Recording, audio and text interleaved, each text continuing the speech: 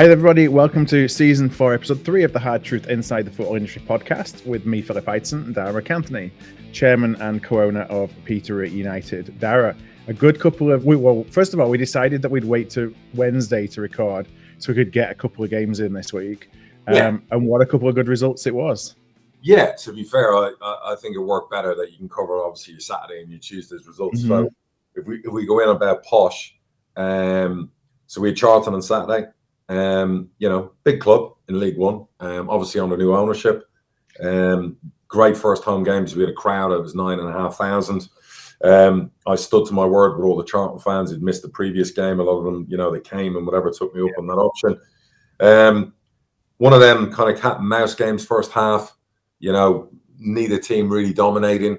We scored just before half time and then never looked like conceding. We just kind of were solid. Had chances probably in the last 5 minutes of the game. We've missed 4 fucking sitters, which is fine because you want to create chances, to put the game away. So really, really good game, good win, good to get off the start, good clean sheet. Obviously, probably the only negative was Jando came on, Jando Fuchs. He's been pre-season and he's done something to his groin. Where it looks like we're finding out whether we're operating or not, but he's probably going to be missing for 4 months. So that was the only negative probably of the day. You don't want to lose, we have a squad that's designed in positions where we're not overstacked, but, we don't want to lose a player like that. So that was a bit of a body blow. But yeah, really, really good. Charlton were decent. Probably have a lot of business still to do themselves. Window. What else about that game? You were asking me before, a lot of the Charlton people, obviously, who are now there, used to work for me. Rodwell was our CEO, Ed Warwick, did consultancy stuff for us. So good to catch up with Jim. I like Jim. Jim's their CEO. He came in as usual, bowler's brass sitting down. We chewed the fat.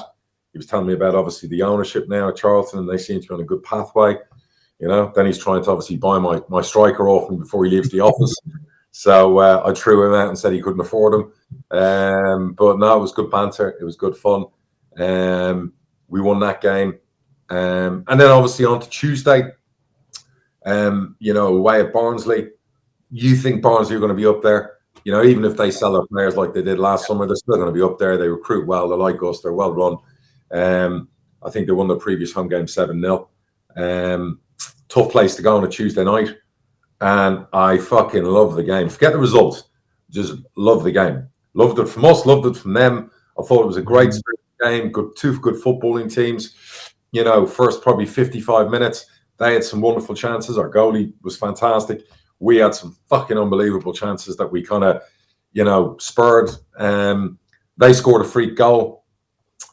And then it was like, I was thinking, as I was smiling, I'm thinking to myself, okay, now we'll see what the young guns are all about. Now we'll see if they, because previously the last couple of years we folded like a cheap fucking suit when we went behind. And I couldn't stop smiling. Yes, the goals helped and winning helped, but it was just the fact that it didn't bother them. It didn't lay a glove on them. We stuck to the way we played. We played lovely football. We cut them open. We probably created 5 of the best chances you're ever going to see in your life. Barnsley's goalies made some fucking unbelievable saves. We've missed open goals. Don't care. Didn't bother me. Before I'd be spitting fucking bullets, I'd be moaning, I'd probably be criticised. Don't care. It was fine because we just kept at it and kept at it and kept at it. Then we scored an equaliser. Then we scored 90 seconds later. And then we killed the game off probably 5 minutes after that when Ricky came on and then set up a goal for Kwame. Yeah, it was just good. It was, and then saw the game out. Just, really, really good performance. It's early days. Look, again, and the manager will be like, it's foot in my head. I'm not getting carried away. Yeah. I'm just enjoying watching us play. I'm enjoying watching these young players enjoy doing what they're doing. They're in it together, win, lose, or draw. And I said this last week, we talked about young guns igniting, and there's still a lot more to come. And there's going to be some great days. There's going to be some crappy days. That's football. And I know our fans got very excited. And listen, I'm never going to tamper expectations from fans. I won't say if they want to moan about the team, they can moan about the team. If they want to call the team, the second coming of the next big team, no problem. My job is very simple. It's keep my own feet on the floor, enjoy what we're doing, believe in our coaches at all levels, and make sure we're playing good football. We're recruiting the best young talent. We're moving the best young talent on when we need to be to do. That's the way we're going to operate. We're going to live within our means. We're not going to be foolish. We're not going to overspend. And we're going to give everybody a lot of patience and a lot of time to do their best. Like, we looked after all the coaches this summer purposely because we wanted to make sure they're here for the long term. They're going to improve those young players. And that's the template we've set. I was more probably upset that we lost an under-21 game than I watched. I watched the under-20 get beaten 3-0. I was actually fucking steaming about that because we're far better than that at 21 level. So I'm not going to lie to you, that fucking irked me big time. Do you know what I mean? So, and I had to hold myself back. It was like, fuck, we got another game in a few hours' time, But and our 18s lost as well. So no, really, really good few days. Obviously Derby, a big Derby game against Northampton coming up, and then obviously Derby at home, Portsmouth away twice. This is League One. Like, I'm always easier. It's just like another championship. It's just big clubs. Barnsley, you would dare say have been in the championship like us recently. You know what I mean? We're playoff finalists last year. Our favourites again this year to be up there doing well. It's a fascinating League One. And special mention to Steve Evans. I told you, Bradford fans, didn't I tell you? 3-3. I fucking say to you guys at Bradford over a year ago. What did I say? Go and hire Steve fucking Evans. Yeah. I think he will get you into the championship, I think was your quote. If he can do this with Stevenage, imagine what he would have done with a mighty Bradford. Fucking, he is, listen, that's Stevie. And so many ex-Peterborough players. So, not a team you want to play early on. They're well drilled, physical, and that's just Steve Evans all over. And listen, I'm sure he's pushed them to the brink this summer in spending and players and new players. It'll be on it now. The minute they're up there, they've won all these games. The owner, Phil Wallace, the ownership of Stevenage, I want more players. And then they're going to have to back him because that's what Stevie does. And that's why he's a good manager. And that's why I said at the time, back in Bradford, drop all the previous historical crap. If you want to get out of that league, fucking go and hire him. Anyway, that ship sailed and you're happy with Sparky and, Stevie's doing his thing in Stevenage. But again, fucking credit to him. And I have a wry smile, when I see it, and then the pictures of him and whatever. So you play him, and is like your bogey team at the moment. Is like a couple of years ago, didn't he beat you twice? Fucking last year, they beat us 3 times, I think. League Cup, the EFL trophy, fucking, listen, we've had some battles. I think the promotion season, we battered them, drilling them away. And then they came when we were in the run into going up, and they had one shot in 98 minutes and fucking beat us, but we battered them. He wound my manager up and fucking, look, I don't know when we play Stevenage, but that's going to be fun to watch on the sidelines. The only shock I'm in is that my gaffer's got more yellow cards than him at the moment. So I was going to say, I don't know how he's going to stay on the sideline with this new rules. He's obviously fucking letting Reigns go crazy, and he's obviously reining it in himself, So I don't know, but listen, fair play to the ownership of Stevenage. They backed him. I know what they paid for some of the players that left us. They weren't cheap acquisitions. Steve will like to say they were. They weren't.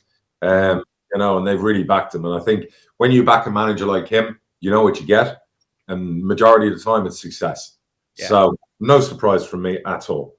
So it is what it is. But again, nobody gets excited about 3 games in, 4 games in. I've said this before. So you're not table watching already then? My chief of transportation, I call Rob, my driver, that, because it's a more respectful term. My chief of transportation keeps saying to me, I'm like, I give a fuck. I couldn't, seriously, like, I said this, I think, in the last podcast, no? Back in March, if someone had showed me the table, we were fucking 10 points out of it with 1 spot left to go. It's fucking, it wouldn't have been relevant looking then, because you would just say, the season's finished. We went in on the final day. So, no, I'm not table watching. I don't table watch any of the leagues. Obviously, I do my due diligence on results and statistics and data. I know teams who are doing well. I couldn't even tell you who's top of League One. Do you know what I mean? Rob's told me we're in the top 6. Great, cool. Yeah, but the season won't finish now unless there's some new strain of fucking COVID that fucking some teams can get coded through. So I'm joking, taking the piss. So, no, too early. So that's Peterborough. It's been a really good few days. Anything else to cover on Peterborough? Yeah. So let's see. First of all, let's talk about Peterborough first. So you're getting, a cohesive young squad doing really well. I read Darren talk about the fact that even if he'd have lost, he'd have been really happy with how kind of they came together, did the team. We've got a couple of weeks left of the transfer window. It's no secret that Jonson Clarke-Harris is on the transfer list still. Ronnie Edwards is courting interest. Like, what are you expecting in the next couple of weeks? I'm expecting. Look, there's already 2 clubs in our league in for Clarke-Harris, and there's actually a club that's come from out of nowhere that's also in for Clarke-Harris. So there's no lie there. I have a figure. If the figure's not hit, he won't go.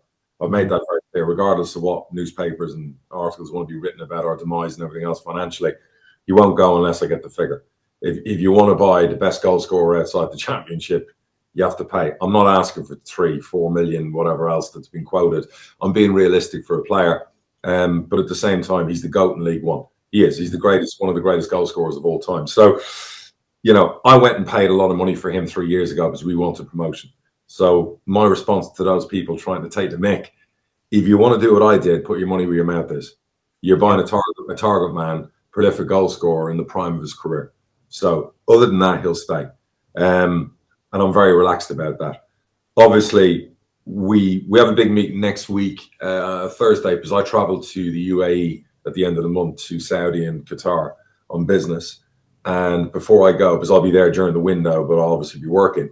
Before I go, we're having a big recruitment meeting at the training ground with me, Baz, the manager, 2 of the assistant coaches, my analyst, and the club's analyst. And on those lists is 5 targets for if Clarke-Harris goes, 5 targets for if Ronnie Edwards goes, 5 targets for if Josh Knight goes, 5 targets for if Harrison Burrows goes, whatever, so that hopefully we're not caught cold. Now, can I guarantee that won't happen? I can't, because if somebody comes in with an hour to go with an unbelievable offer, we're going to do a deal. The manager's aware of that. The great thing we agreed in May, June was, let's be really honest about everything.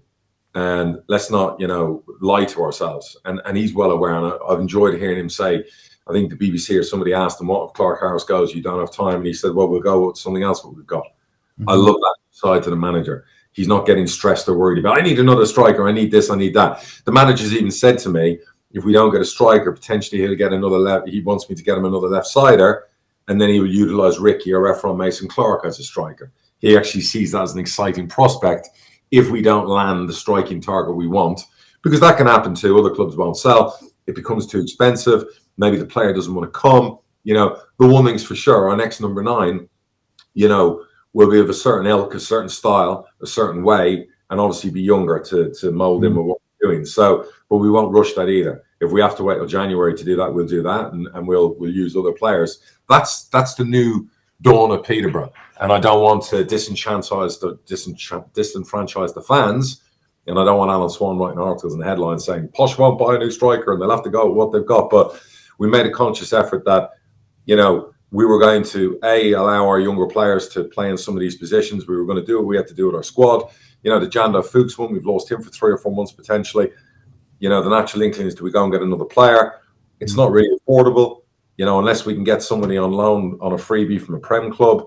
It's just not budget-wise and salary-wise. It has to be one out, one in type thing. So, we all agreed that, or someone from the 21s. That's just the way we're going to operate. And if that upsets people, so be it. It's not because we're skint. It's because we're being, what would the right word be? We're being diligent. We're doing things the right way. After overspending for so long, we're just being low. You just can't keep stacking players up. I saw someone the other day. If you sign a right back, if you do this, and I'm like, no, Joe Tomlinson can play left back, right back. Charlie O'Connell can play centre half, right back. Josh Knight can play right back. We have the best young right back we've had in probably 2 generations of Peterborough, and James Donnelly. Is he ready? Probably not. But he's getting ready via the 21s. He will in the EFL Trophy games, and again, somebody we have high aspirations for. So it's one of them things where we have to be reactive. The Ronnie Edwards ones will be the same thing. We know factually 3 different Premier League clubs will be making a bid. But what they're not going to do is sign him before they've signed other targets, because again, it's a case of, to your fans in the Prem, if you're signing a player of that age from lower leagues, it's like, geez, you're signing him before anyone. No, that's going to come down the line. But boy, oh boy, Phil, he's on a different level. Forget all me, the hype and everything. He's on a different fucking level. I mean, wow. I mean, that kid, my biggest fucking gutter, is my beloved club are never at any of our games. They never. I could show you a list of scouts from our 21s game yesterday. You know, it was Man United, it was Chelsea, it was Arsenal, Villa, Newcastle, Brighton, Bournemouth, you know, whatever else. My Liverpool, not there. Mm-hmm. You know, a lot of our games. I can even show you the scouts that went to Barnsley last night to watch our players. I can tell you, show you scouts. I think on Saturday, Liverpool were finally there, but I believe it was probably to watch a Charlton young player because they bought a lot of players from Charlton. They haven't been at my club. I don't know if they've got a hump at me or not, but it's like, I'm a Liverpool fan. What are you doing? Mm-hmm. Like, you want to buy the best young talent. We've got some fucking unbelievable young talents. Not I'm trying to sell them all, but if someone else is in, you've got to be in. You know, maybe if Chelsea ring us about someone, they'll jump in. So yeah, then the player will have to want it. Yeah. So it's really interesting watching the scout list get bigger and bigger. Obviously, because we're probably the youngest team in the league, and we're now, you know, again, we're going under the radar. We're not on a lot of the teams of the week. There's not a lot written in the. I read the EFL thing on a Sunday. You know, Chris Dunlaby does a lot of articles, the players to watch, and mention any Peterborough players in his article. Mentions a few loan players from the Premier League and the lower leagues, a couple of veteran players, but none of the best young talent that we've got in our squad, which is a shocker. And we're not really in teams of the weeks. I think finally today was the first time the gaffer was manager of midweek, and we've beaten obviously a championship team that's come down. We've beaten obviously a big London club, and again, we're doing that with a team with an average age of 22.6 or something. So, keep that maybe under the radar. That's fine. So how do I know what's going to happen the next 2 weeks? There will be moves. Chimanga, we've had 2 clubs obviously come in and try and buy him as well. Strikers are a premium, put it that way. There's not a lot of strikers who are good goal scorers, and we're fortunate that we have a couple of them in the building. So, and by the way, fuck me almighty, I'll tell you one player who's just absolutely, Archie Collins has made Hector, like Hector, I mean, I have to say his story, like, I have to give credit to one of my gem scouts. And his dad will love me saying this, he want a fucking pay rise. Obviously, 2 years ago, I had 3 gem scouts working for me personally. Mm-hmm. When we went down and got relegated, I had to let 2 of them go, and I kept 1. But one of them, I got a job in our academy, as he's very good, obviously, at his job. And his dad's a friend of mine. He didn't get the job for that reason, but he's very good at scouting. And he's the one who kind of drilled at me about Hector, signing Hector. You got to sign Hector. You got to sign Hector. And I'd seen all the reports. I'd seen the footage. I'd seen the data. This 20-year-old raw player, Leighton Orient. I saw all the comments from Orient fans about him. It was kind of like hit and miss. And when we had a recruitment meeting, it was the May of the first season back in League One with McCann and Byrne and me and Barry. Everyone in the room was asking, is he Cypriot? Where is he from? What is he? Then I put the footage up. And to be fair to McCann and his assistant, they were on the footage, they were sold straight away because of his physicalities and everything. And obviously we paid over 400 grand for him. And again, as a club, we don't get a lot of credit that we actually write checks for like 400 grand for 20-year-olds from League Two, who at the time, I think all the Orient fans were fucking sending me delighted messages that we fucking... Thank you, Cads. Yeah, no word of a lie. He has the tangibles to play as high as he wants. Premier League teams love physical midfielders. He's got something a lot of our other midfielders have never had, including Jack Taylor. He's physically big. And what he's now doing, the gaffer has turned him into, he's taken all that potential because the gaffer is a midfield player, and he's giving the boy belief he can be as good as he can be. Him, Joel and Randall in that midfield, touch wood, long may they continue, playing off the charts. But I won't be selling Hector in this window unless it's a Casado type transfer fucking battle. But no way. He's got room to run. He's got more potential to. He's a brilliant man. He's a great character. He was in the running for captaincy. He's a fucking leader. He's adding all the things to his game. Even if he has a bad game, he's fucking working his bollocks off. No, really, really happy with that one. Again, showing us as a club where we're braver than a lot of other clubs where you wouldn't pay 400 grand for a player who played 30 odd times for Leighton Orient and not really a goal or an assist and there's so much more in him, loads more. So very excited, you know what I mean, about that. Yeah. So the other question I wanted to ask is, we talked at the end of the season about your superstitions maybe getting the better of you. Yeah. So how are you managing your superstitions so far this season? You've not been walking out, taking a lead yet. No, I not at 1-0. I'm not going to lie. I've dropped all my little OCD and syncrasies during games where I tap something 3 times, or I do something when the sub comes on, or I do something over a corner. I've stopped that. My only thing I did let myself down last night was a 3-1. I walked. So, only because I had a 100% record last year. You couldn't count the Wednesday second leg because we were, that wasn't us leading. It was a different story. So no, I did it. It was only 10 minutes that, but I didn't, So now the test will be when I go to the Cobblers or any other game, when we hit that 2, do I walk? Yeah. And I guess because of that hard side of superstition and OCD, if I stay and something goes wrong, I'm going to fucking hate myself. So I might continue walking until it leads us all the way to the Premier League. You need to wait until an EFL, group game to do it. Correct. I'll break it with an EFL trophy game, hopefully. Yeah. So that'll be the next thing. You're absolutely correct. Do you know what I mean? But I'm not going to lie. 90% of the superstitions and stuff I do, I'm working on. I've got rid of, and thank goodness, because I'm like an absolute lunatic when I do this crap. Well, long may that continue. So let's talk Bradford. Yeah. So on the face of it, 2 decent results. We beat Colchester 2-1 at home. We talked on Friday about them being no mugs. And I'm sorry? What were your thoughts on Colchester? Yeah, so Colchester, they gave us a good game. We were our own worst enemy.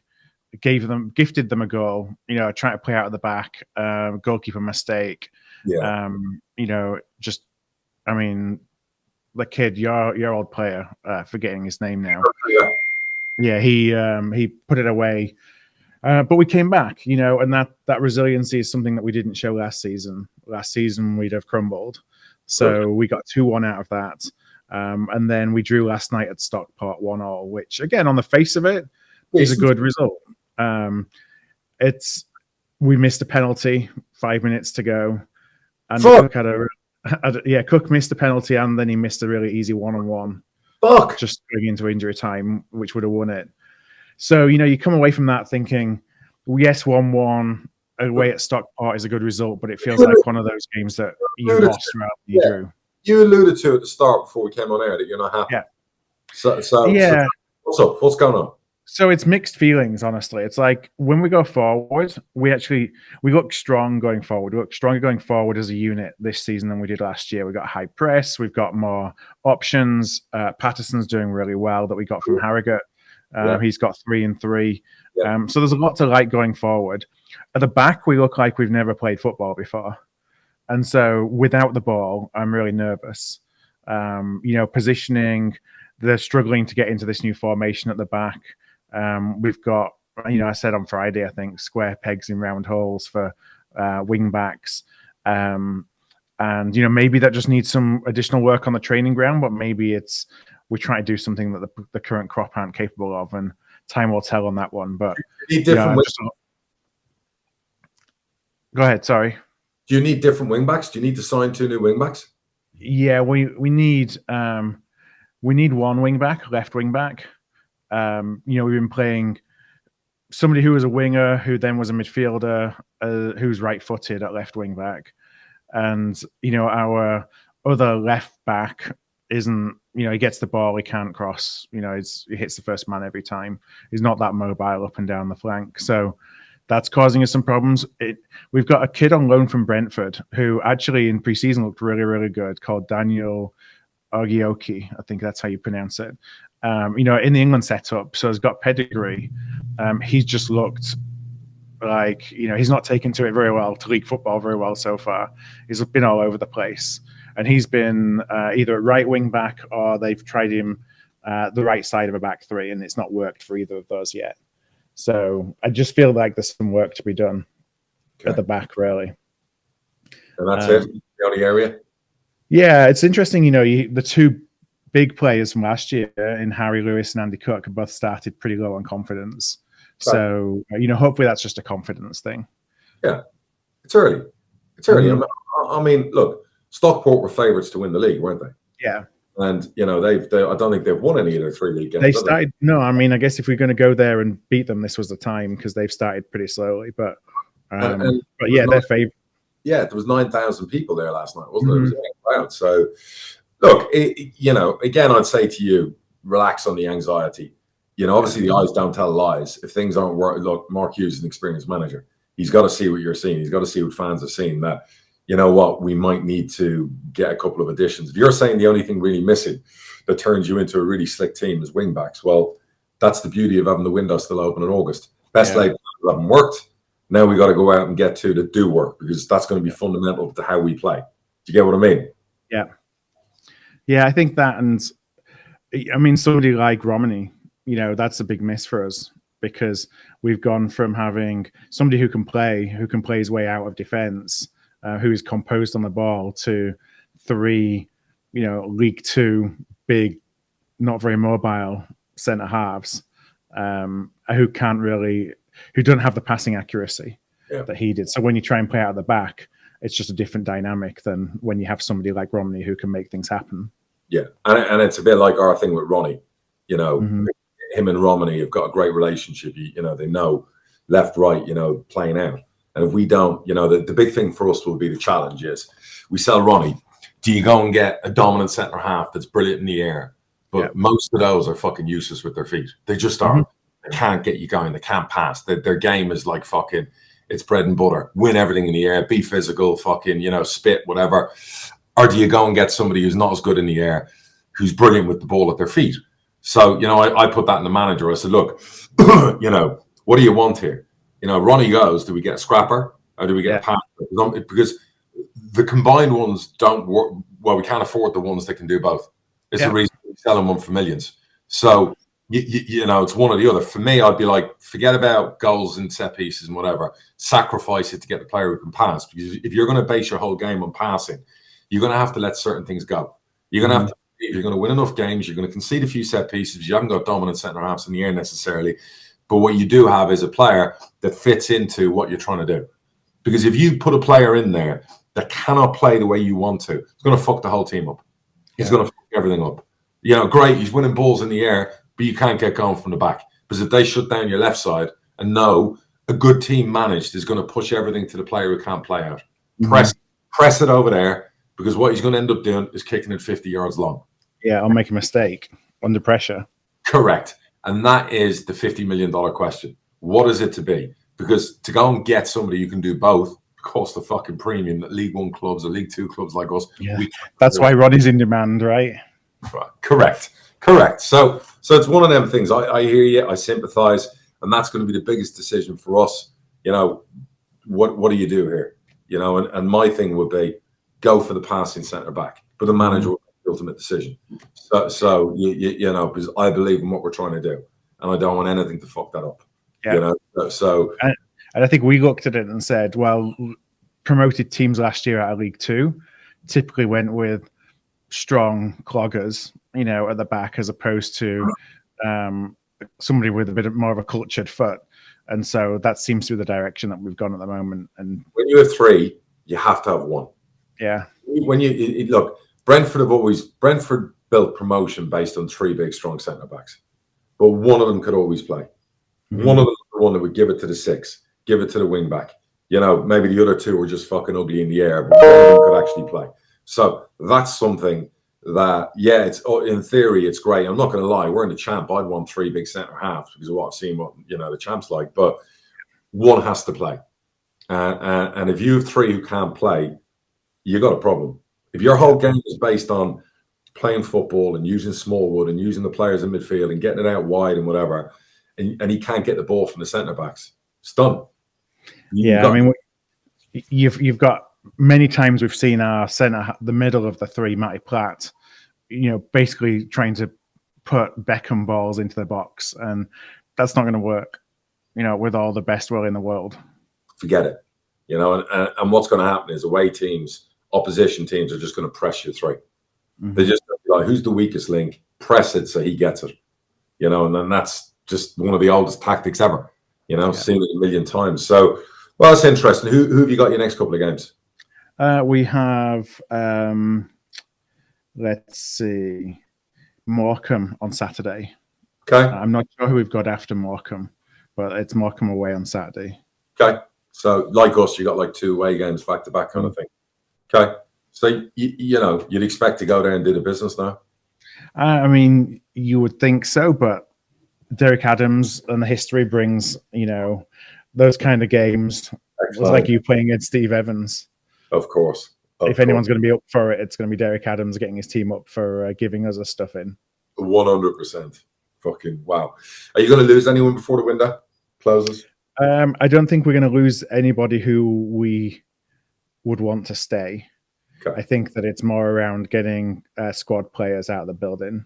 Okay. And we've started to do that. We let a kid called Jake Young go out to Swindon on loan. Ryan East, who's a centre midfielder, went out to Rochdale on loan. So it's just freeing up that, because we're, I think, in a similar position to you. You need players to go out before you can really bring them in. Yeah. So it's getting some of these, freeing up some wage budget so that we have something left in the tank for the last week or so of the window. Makes sense. Who did you draw in the League Cup? Wrexham away. Oh, of course, the Hollywood Stars. So yeah, that'll be interesting. So they haven't announced the TV games yet, have they? They haven't. It's not us. Oh, wow. Good shock. I think they decided they've got to alternate between Wrexham and Salford round by round. Are Salford back on TV again in the next round? I think they got Leeds in the next round. Of course. There we go. Fucking hell. Unbelievable. Oh, well. It is what it is. If Wrexham get through, I'm sure they'll get the third round game. And if we do, then we won't be seen on TV. I mean, that's the interesting thing, because Sky talk about, new deals for the EFL, more football that's being played. There's still no League 2 games scheduled for being on Sky. Don't even talk about them and their setup and their quotas and everything they do. And we really, as an EFL, have to look at our product and how that's managed. Mm-hmm. We really have to get control of it, because when you look at the EFL highlight show on ITV, the Sky, we have to have more say. We have to be able to say to them, you know what, not good enough. You know what, that's not how we want our product delivered. Yeah. And put your quota crap to the side and hire the best people for the job, because that's not happening, in my opinion. I don't give a fuck if they're women, men, black, white, whatever. Put the best fucking people in the jobs. And you look at it and you hear it, and fucking nonsense, honest to God. It's just complete virtue signaling, quota fucking nonsense. And when we do our TV deals, we have to get control of that side of things. Yeah. Otherwise, it's no deal, because that's our product. Yeah. That's what people around the world are listening to or watching. And for me, it's not good enough. It's not good enough. And I could say the same about some of the Premier League, the new footage and the new shows and what they're doing and the dynamics they're trying to break up. Not good enough. Not by long. I've not seen any of that, with being back home, but I've seen the social media, comments around the quality of the broadcasts so far this season. Yeah, and everyone's frightened of saying it for what it is, because they get called misogynist, or they get called racist, they get called whatever. Forget all that. It's about the quality of the product. Don't take shows that are already working and fuck with them as you're trying to pigeonhole people in. Mm-hmm. Don't put people in. Graham Souness was binned. He'll say he retired and everything else, but he was binned, by those, above, most likely. And, he's somebody I enjoy listening to on Sky, and now I've got fucking all sorts of crap going on match day. It's just like, it's a distraction. I want analysis. I want arguments between pundits. I don't need third wheels getting in the way of that. I want to see, proper fucking analysis. I want to see, excitement. The EFL highlight show, I'm watching and whatever. I'm just like, God, invest something in this. Like, get on proper people in this. You want to put women in, great, no problem. You want to put men in, great, but put the right people in. Not people that are just wooden, and just no personality, no character, no whatever. So, I don't know. I haven't watched BT or TNT, as it's called, yet. I haven't managed to see one of their games. So, I'll hold my opinions on that until I see that. But like I said to you, one of the best shows I enjoyed watching was the CBS show for the Champions League. Mm-hmm. Kate something was the presenter. You've got Carragher, Henry, and Michael Richards, and it was just, the formula was fucking fantastic, electric. It'd be the equivalent of CBS going out and then putting a fourth person in and just completely, or a fifth person in or whatever outside of it. So, we need better people. We need better choices. We need, to forget about worrying about quotas and worrying about, this needs to be seen this way. This is our fucking product. And everyone can go on about it. But all you need to do is check the comments on most of these broadcasts when they put clips up on social media. And you will see that 90% of the comments agree with what I'm saying. And they're your payers. They're your people paying. They're paying for you to do those TV deals and pay wages to those people. So fucking listen to them. It's all very well, newspaper journalists now going, it's so misogynistic. I can't believe you did that. No, they're your fucking paying customers. If you don't listen to your paying customers, what do we always say? So yeah, well, they obviously feel like people are going to pay to watch football regardless of what the end product is. Absolutely, and I go back that's to one of the things of. I mean, that's one of the things that's getting these broadcast deals, isn't it? Sport is the one thing that people will watch live, 100%. And it's almost like, regardless of the packaging all around it, you may get the stragglers that are going to come because it's a good broadcast, but the rest of us are going to watch it, whatever the quality of the broadcast is. I go back to being on Talk Sport. Entertaining Talk Sport is watching Eddie Hearn and Simon Jordan having a row. Listening to a Simon Jordan talk about the Chelsea financial situation and how they're doing that. When I used to see Carragher and Neville on a Monday night show or Friday night football, and it was Dave Jones mediating them two going at each other. Mm-hmm. And it was great. They're the dynamics that you tune in for. They're the things you like. Don't fuck with what works. And that's what I'm trying to say. Go and get your Simon Jordans. Get him on TV. Get him on, but they won't do it. They won't do it because we might have said some things about them previously and whatever else. Go get the best fucking people on TV. And I've listened to some of them, and some of them are absolutely fucking fantastic. Do you know what I mean? Go and get those ones. Like, I love Laura Woods, and I'm glad she's doing the BT thing. I think she'll be fucking superb at that. Do you know what I mean? The girl from CBS, Sky should have been breaking their fucking neck to get her from CBS and put her on the EFL. Have her do the EFL shows. Fucking absolutely phenomenal. Do you know what I mean? That's somebody who I thought, that would be great for us as a product, but she's a brilliant presenter. It's same for the NBC broadcast. So the US channels actually do a pretty good job, I think, of Premier League coverage. I'm forgetting the name of her. She's done it, Rebecca, but I can't remember her surname. Yes, decent. She's done it for quite a while. Decent. They need more British people on. There's too many Americans on.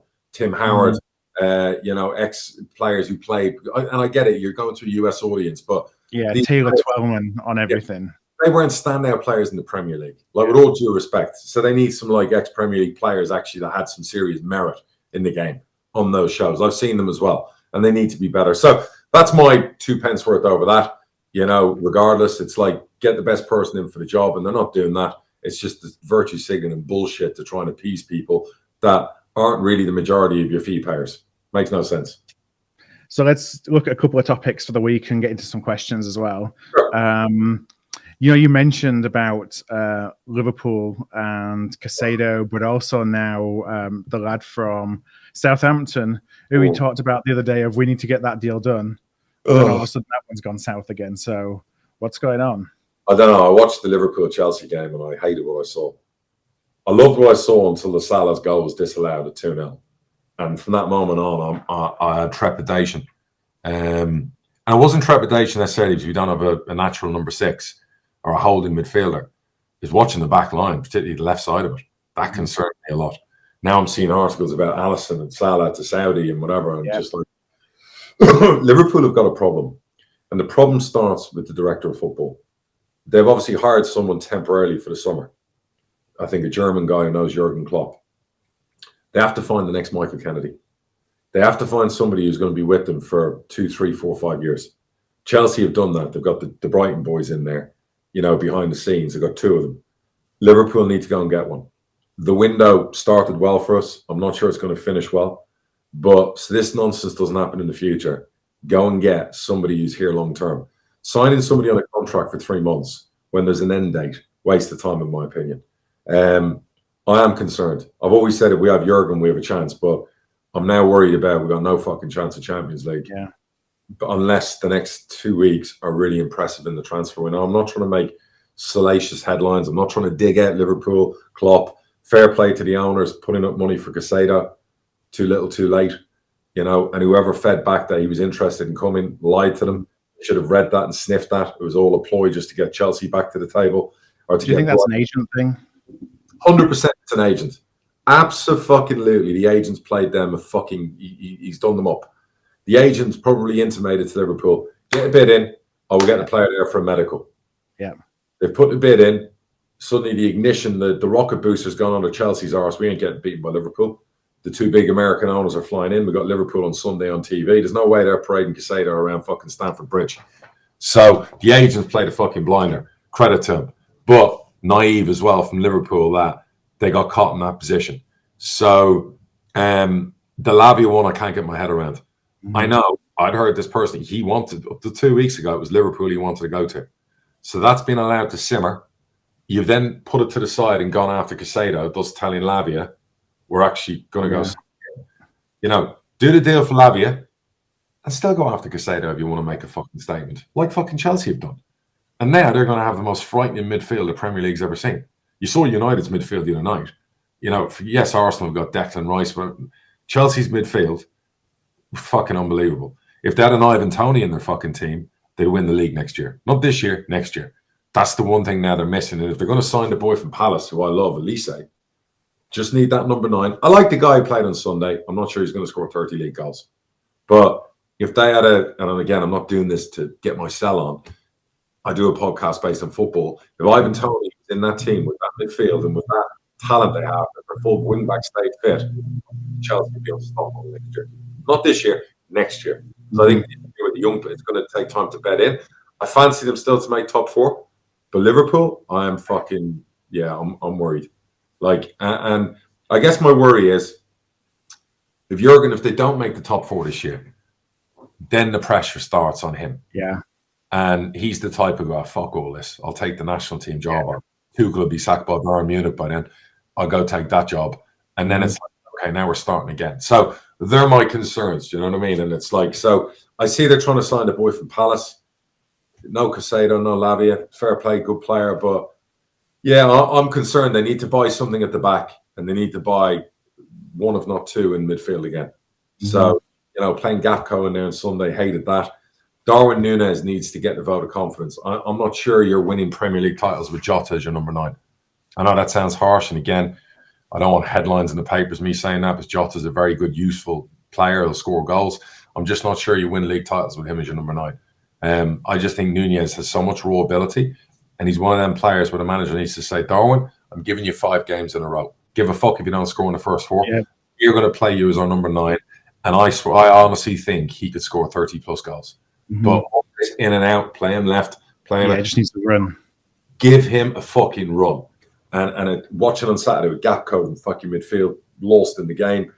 Jota, you need Núñez in that team. You know, so they do the business at 6. They bring in something at the back, because I'm concerned back there. Keep the players without selling to Saudi. Get Núñez scoring goals. Then I'll put everything on us finishing top 4. If we don't do those things, it's concern. Well, Harry Maguire's available for your position at the back again. Next question, Philip. What does he do now? I mean, we were talking on Friday all about, you know, him going to West Ham, and that seemed like a good move. Fabulous move. And so now it looks like that's all broken down. So I would imagine that is. I love when I read all these pundits going, yeah, but, you know, he's owed a signing on fee, and United will have to write him a check and da-da-da-da-da. Let me explain how this works. If I sign a player, and every year he gets 20 grand signing on fee every August, if I go and sell him to a club where he's getting a good move and he's getting paid good wages, probably more than he's on with me, I get him to cancel the signing on fee that he's owed. He's not getting it. Otherwise, he stays. That's how it works in football. I don't have to pay a player who wants to get a move, who wants to go and play, a chunk of his wages. Now, if the other club's offering half his wages and he's still got 2 years left, I can then understand where you might have to do a deal. If the player just plants his feet in, I'm not saying he has done that. I don't know what's going on there. Look, Harry Maguire is a better player than everybody who wants to slag him off thinks. Gareth Southgate has him in every fucking England team. And he does, you know, he's a player that will play 5 more years at the top. His game's not based on pace. He's that old-fashioned centre-half. So I thought he was made for West Ham.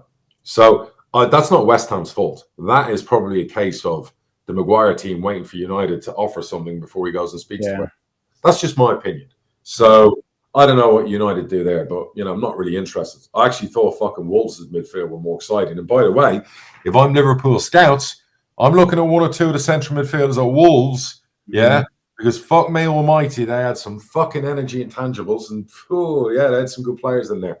I thought Gary O'Neill, for somebody to spend 5 days with a Wolves team, they should have won that game at Old Trafford. Should have won it, not drawn it, should have won the game. The amount of times, final entries, and you're not unbelievable. So that's the beauty of the Premier League. So I want to ask, I was going to go to the Championship, but we actually had a question from Joseph Snowden, who's a Leeds fan, and they're kind of connected. He's a big fan of the pod, listen every week. I'm a Leeds fan. He says, I'm sure Phil will be glad to hear that. The further I go away from living in Yorkshire, the less that my the rivalry with Leeds is. So he's interested to know what you think about what's going on at Leeds. The best players having relegation clauses in their contracts, by the looks of it, allowing them to go out on loan for seasons without the club being able to sell them, and then gaining any financial rewards. I think there's a little bit of whoever happiness going on there. Whoever put a fucking loan clause in for relegation needs to be lined up, shot, and never allowed work in football again. I don't know who did those deals. The guy that was there before, I'm sure it's not the current ownership, but the idea that, yes, a relegation clause, you sign a player, a premium young player from Europe, their agent's going to go, well, Leeds could go down, so we're going to put a clause in. So Leeds have paid 20 million. If Leeds go down, 25 million. So they get their money back and a profit. But to allow a clause that states said player can go out on loan if his wages are paid for the season, where you get none of your fee back, the player can go on loan, have a shit season wherever they go on loan, and then completely lose their value. And worse than that, your team is weakened. Yep. Because you can't reinvest that. I feel sorry for the people who've now taken over fully that's happened. And I feel sorry for the manager because they've lost some fucking key players. They're going to continue to lose players. I mean, they lost Harrison last week. One of the strikers doesn't want to play. And the worst part is they haven't really done any business. So I don't know if it's going to be like lastminute.com where you're going to see Leeds sign 5 or 6 players. I've said this before. They are a fucking gigantic club. Yeah. I think they're under good new ownership. I think they're going to be fine. I do think they're going to get back to the Premier League in the next 2 years. But they need to put the foot down on bringing in players to help Daniel Farke. And that needs to happen from tomorrow onwards with 2 weeks left in the window, so that late in the window they haven't got issues with it. And they need to learn that never again do you ever agree to put a loan clause in. Sell clause, fine for relegation. Loan, fucking move on to another player. So that was just bad business from the previous hierarchy, allowing that to happen. And I feel for the Leeds fans. Now, when you let somebody go on loan, what impact does that have on financial fair play? Does the wage get taken out of that for the duration of the loan? Yes, it frees up. So if right now Peterborough is at its maximum with the financial fair play or whatever it's called in our league, with the 60% rule, if we let a player go on $4,000 a week, it means we now have $4,000 a week in space. Mm-hmm. So we can effectively to go and sign a replacement player on $4,000 a week, or go and get 2 players on $2,000 each a week. So you can get 2-3 players as long as it amounts to $4,000 a week. But would you, so say you loan somebody for a year, the replacement you bring in, can you only bring them in for that year, or you just basically figure out the consequence when the player comes back on loan and you go back over? So yes, in theory, you can only bring them in on the wage to offset what's gone out. What you're saying is, can you buy a player on top of that with a transfer fee and everything else? It all depends on your numbers and the percentages and your losses. Yeah. So, Leeds, for me, won't be under any financial pressure or fair play. I don't think that's the argument here. Yes, they've spent money the last 2 years, but they brought in considerable amount. I mean, they brought in hundreds of millions, I think, in fees and sales as well. So I don't think they're in breach of anything like that. So Leeds could go and spend 30, 40, 50 million in this window, in my opinion, if they wanted to. And they're probably going to need to. So one of the players refusing to play, or reportedly refusing to play, have you had a player refuse to play for Posh? We had a player, obviously, Lee Tomlin, who wanted to move. He never refused to play, but he didn't at times play to his best ability. Particularly the day Celtic came in for him, where he was off by half time, and he was in the stands texting with his agents, and he destroyed the manager's office before. He knows I've said all this before, and I love Lee, but he never outright refused and said, "I don't want to play for the club." I had a player last year in the Championship ring me on a match day who basically refused to come up and play and travel from up north to come down and play, who was trying to force through a move. I did have that happen, but they used wellness or family issues and as the reason they couldn't play. It wasn't, I don't want to play because you need refusing to play for you, right? Right, but for me, it was pretty much the same thing. So that did happen last year, and I just dug my feet in at that point. You know, if that hadn't happened, I'd probably have sold that player, even though the manager didn't want to sell him. But sometimes my, pride will get no. If a player does that to me, I'll go the other way and go, do you know what? Sit in the fucking stand. Sit in the stand. Well, it sets a bad example for everybody else, doesn't it? Terrible. We've had players during this window. A couple of them still with us, where we've had offers for them, and the players have come and asked the manager, and the manager's been really honest and said, look, it hasn't met the club's criteria. So you're going to have to get your head down. You've done really well. We're probably going to keep you. And the players have been fine. They've asked the question, but they've not refused to play. And in fact, when they have been called upon and they've come off the bed, they've been fucking brilliant for us. So touch wood, we haven't got any of those shenanigans. I've never really had that. Even Ivan, back in the day, when his dad and him came to see me about when we'd had bids a year prior to him going to Brentford, he never refused to play. Never ever Sammy Schmoddocks. No, not those kind of characters. They might be angry. They might be pissed off. They might be like, oh, this is life-changing. But when they go out on a match day, you couldn't hold them back from playing. They wanted to play, and they put everything into it. So I will always give them credit. It's funny, we spoke last week about Sammy Schmoddocks and about Joel Randall and run, Joel, run. And a classic example of what I was trying to say was Sammy played on Saturday, fucking misses a penalty, gives the first goal away to the other team, has a fucking stinker. Most players fold. At that point, they're substituted, and that's the end of the day. Not that fucking kid. He scores 2 goals. Do you know what I mean? And leads the comeback because that's the character. That's what I meant about it. They're not always players, the best technical players, but what's inside gets them to the top. Yeah. I've seen a million technical, talented players not getting anywhere near the Championship, never mind the Premier League, but the ones with that and those, the minerals, are the ones who go all the way. How do you judge that when you're recruiting? Because it's easy to recruit. Well, easy, I say with air quotes, easier to recruit based on technical ability, but it's harder to find those intangible attributes. Very tough to do that for a 20-year-old because a lot of the time the body hasn't developed, the character hasn't come out. Some you could see. Some would say if you saw Schmoddocks at 20 for Colchester, you could see he had that already. Yeah. We saw that in Gale. We saw it in Asson Belonga. We saw, Ivan Toney, he probably didn't at 20. He was a lone ranger going around everywhere and growing up. So it's very difficult. Sometimes you recruit, you have that question mark about that mentality side of things, and then hopefully you help develop it over the next 2-3 years. Hector looked like a blue-eyed boy last year and we recruited him. Now he's a fucking killer. So at the age of 20 to 21, 22, he's learning, he's developing, he's getting hungrier, and it just, the penny drops. And that happens with some young, others it doesn't, some it does with, you know what I mean? So it's the eye of the tiger. You look at Joel Randall playing at the moment. Last night was a great test for him. He missed an absolute sitter right on just before halftime to put us 1-up. Great passage of play. He's in on goal. Just has to slide it down to the side of the goalie. Misses the chance. Joel Randall a year ago would have gone to pieces and been substituted 10 minutes later. Nope, fucking brilliant in the second half as he kept running, kept at it, kept doing it. That's the change of mindset. We're seeing that now at 23. Yeah. From 21 to 23, he's growing up. He's realizing one bad moment in a game should not affect the rest of the game. Just like Sammy Schmoddocks has 2 fucking bad moments in a game. No, I'm going to affect the game. That's what great players do. That's what great characters do. That's what you need in your dressing room. Is that coachable? Yes. I think it's coachable from management. It's coachable from ownership. It's coachable from people who are older. When I sit and I talk to young people, the things I put in their brain, the ideas that you can implant, I'm not trying to take credit here. I'm just saying that, with young people all the time, you're trying to make them see things differently, make them feel different things, make them deal with adversity differently, make them deal with criticism, trolling, rejection in a different way. My lawyer was on to me this morning. Her daughter's got her A-level results tomorrow. And they're all, not in panic mode, but hoping everything goes well because how she going to react.